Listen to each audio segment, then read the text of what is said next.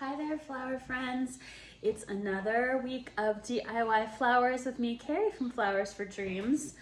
Let's dive into our arrangement. We have some really cool palms and foliage today, a little bit more of a modern look. And I'm going to show you a trick with these tea leaves. Check these out. They are some people think they're banana leaves. They're called tea leaves. And they're used a lot in floral design to create like a little wrap around your stems so that the stems won't show and you'll just see this beautiful green tea leaf. So I'll show you how to do that. We also have this Robellini palm, really pretty. And one of my favorite, more modern shapes, this Pincushion Protea. It's a big yellow Protea. We've worked with these before. They're typically grow in places like Australia, really arid locations, and they do last a really long time. And they're also kind of a fun and unique shape to them. We have some Alstroemeria, Peruvian lily, and our Liatris, purple Liatris. So first I'll show you how to make this tea leaf wrap. You are going to need an extra tool today, so grab, if you have a more dull paring knife, florists will use a floral knife. You don't want something that's so sharp because that's gonna cut straight through the palm and it'll actually make it easier to have a dull knife. I'm going to be designing in our mason jar today. So once you grab your knife, your paring knife, a little bit more dull, you're going to take it right along the rib. This does take a little bit of practice, so don't beat yourself up if you don't get it right away or if you do get a little bit of a hole in your tea leaf. But this rib that kind of makes it really inflexible, we're just gonna slice a bit off the top. I'm gonna do it on the tabletop, but just to show you the motion. You'll just sort of slice a little bit of that rib off, and the goal is to avoid slicing all the way through to take off all of that, that greenery. So start a little bit at the top, and then you can do just some small cuts, working your way down. We don't want to fully remove the entire rib, so you can take a few passes if that's helpful. But what this will do is it'll just make it a little bit more flexible. So let me show that right there. So now I can bend it. Looks like I need to take just a little bit more off right there. You're really just taking, you know, a couple layers or two of that stiff rib off. So let me show you comparing the two. There's my original leaf, and here's the one that I just trimmed. I didn't take off the whole thing, so it's not see-through. It still looks exactly the same, but it's just a little bit more flexible now, and it'll kind of curve around the inside of the vase without buckling up. Take off just a little bit more, and then you'll take your tea leaf, wrap it around your hand just like this. There we go. I've got the outside part on the outside, and then you can tuck it inside the vase and just kind of unfurl. So this leaf happens to fit with just one leaf. There's a little bit more at the bottom there, so I may try to do this other one here, but if you want to stick with just one, that works too.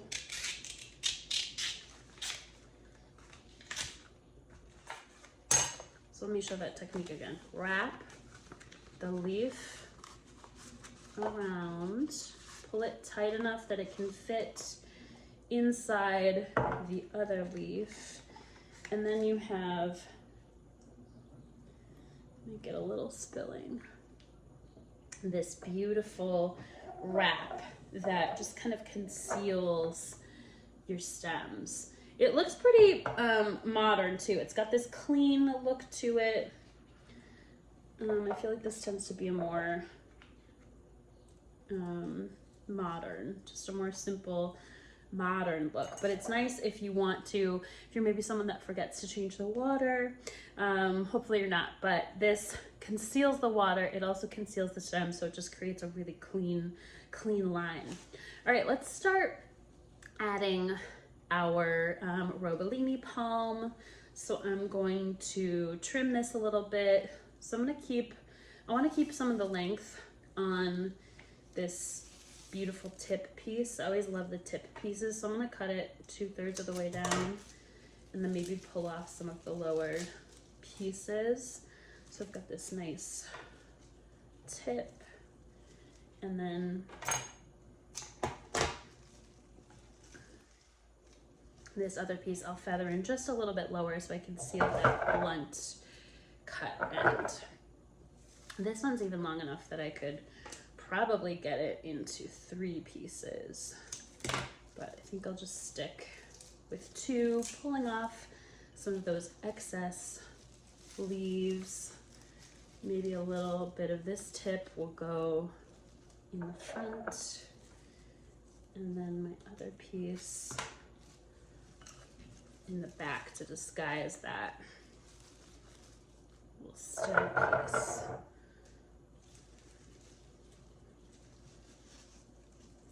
I'm gonna take out one because I kind of want a little bit less. I don't want this to be dominated by the palm.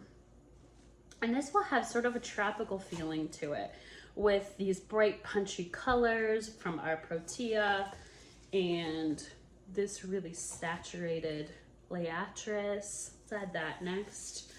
I like to pull off the lower part of my Liatris. This is actually a Midwestern flower. It looks kind of like it could be something tropical, but it grows in the summertime in the Midwest. So I'm pulling off most of my foliage and the lower part of my Liatris so that the bloom is hydrated. I've got 5 of these, which is always nice when we have odd numbers. If you know me, you know I like the rule of thirds. Things tend to look really natural when they are odd numbered. So I'll get all my Liatris in here. I'm probably gonna move things around just a little bit. Gorgeous. Got these lovely spikes. Next, let's add our Protea. I don't usually start this early with the focal flower, but I want to get some bulk in there. So you want to strip off the foliage. If you'd like to leave a little bit, you can. I've found maybe at the top it tends to go bad and will turn brown. So I just remove it. And I'm going to put one of these clusters kind of low to fill up this little empty space that I've got right there. A little bit more flare on this side, and I'll do one more at the top.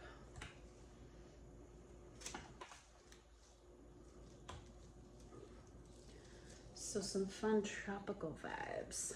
And then I've got a little empty space in and around here. So I'm gonna start to fill that in with my Alstroemeria. Pull off the foliage. And we'll just kind of look for these sort of spaces that still need something, little holes. I've got one little hole right here that could use some excitement and color.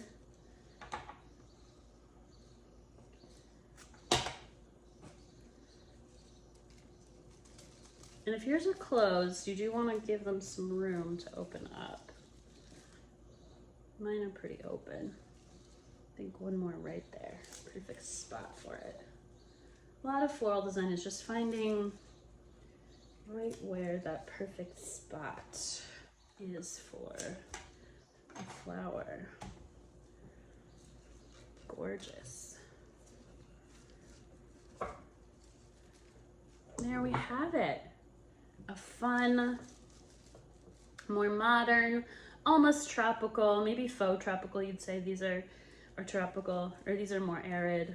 And our palms, of course, are tropical, but it's got that tropical vibe to it, almost like citrus, punchy hues. Beautiful, and this beautiful tea leaf palm. All right, everybody, thanks for joining, and I'll see you next week.